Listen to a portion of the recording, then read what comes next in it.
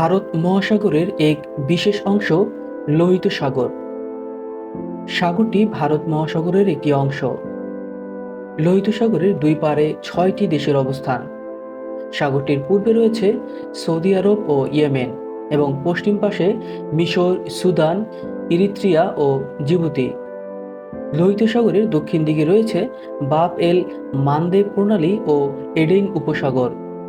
এই প্রণালী ও উপসাগরের মাধ্যমেই লোহিত সাগর ভারত মহাসাগরে সংযুক্ত করেছে।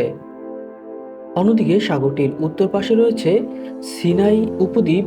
সিনাই উপদ্বীপের পশ্চিম দিকে সুয়েজ উপসাগর ও পূর্ব দিকে আকাবা উপসাগরের অবস্থান। লোহিত সাগরের পানিতে সায়ানোফাইসি শ্রেণীর এক ধরনের শৈবাল রয়েছে। ট্রাইকোডেসমিয়াম এরিথ্রিয়াম নামে এক ধরনের সায়ানো ব্যাকটেরিয়া প্রচুর পরিমাণে জন্মায় এই সাগরে। রঞ্জক সি ফাইকো এরিথ্রিয়ানের অধিক্যর জন্য শৈবাল লাল রঙের হয়। এই শৈবাল প্রচুর পরিমাণে জন্মানোর কারণে এই সাগরের পানি লাল দেখায়। তাই এই সাগরের নাম রেড সি বা লোহিত সাগর। লোহিত সাগরের আয়তন প্রায় 4,38,000 বর্গ কিলোমিটার।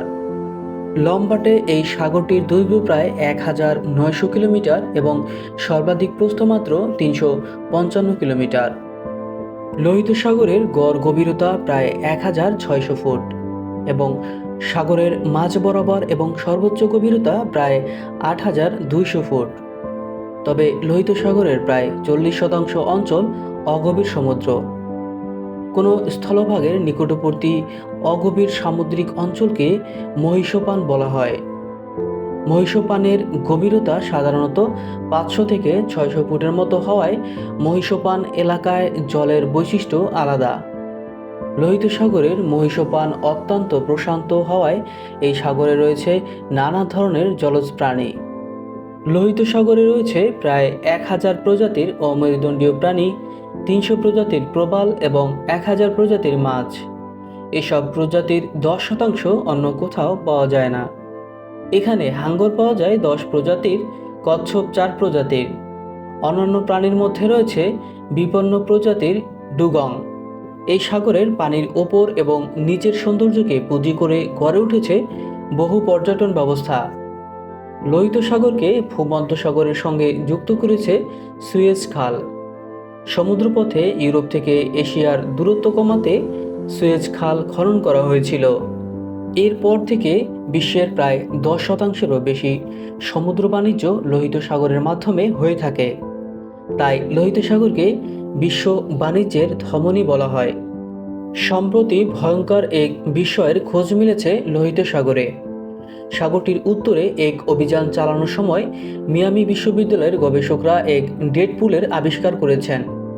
সংবাদ মাধ্যমে প্রকাশিত প্রতিবেদন অনুযায়ী সমুদ্রপৃষ্ঠের 1.1 মাইল গভীরে এটি অবস্থিত।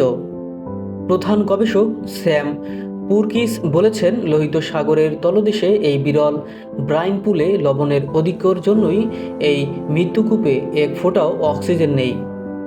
এই পুলে যদি কোনো প্রাণী ফুলেও সাঁতার কাটে তার মৃত্যু অনিবার্য।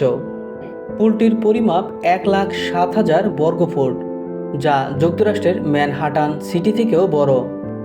প্রিয় বন্ধুরা, এতক্ষণ ধরে আলোচনা করছিলাম লোহিত সাগরের জানা অজানা তথ্য নিয়ে। ভিডিওটি ভালো লাগলে লাইক, কমেন্ট, শেয়ার করে দিবেন এবং এই ধরনের ভিডিও যদি আপনি নিয়মিত পেতে চান তাহলে চ্যানেলটি অবশ্যই সাবস্ক্রাইব করে চ্যানেলটির পাশেই থাকুন পরবর্তী নোটিফিকেশনগুলো সবার আগে পাওয়ার জন্য। ধন্যবাদ।